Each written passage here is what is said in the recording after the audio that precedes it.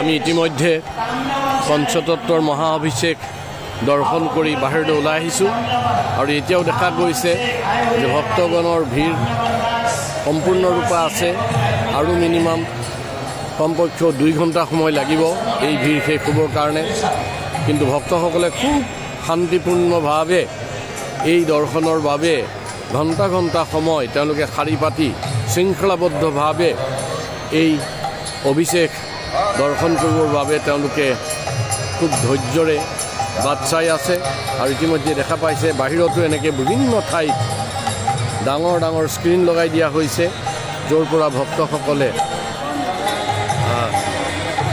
মহা অভিষেক দৰ্শন কৰাৰ সুযোগ পাইছে।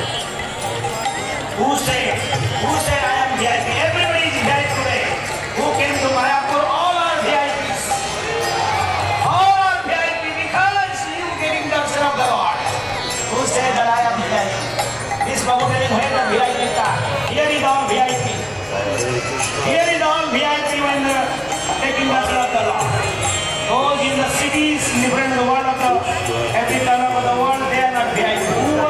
In town, they are VIP.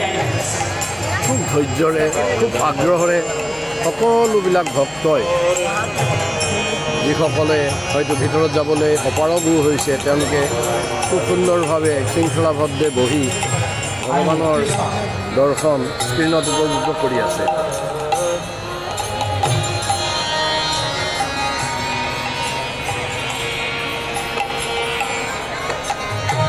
Mark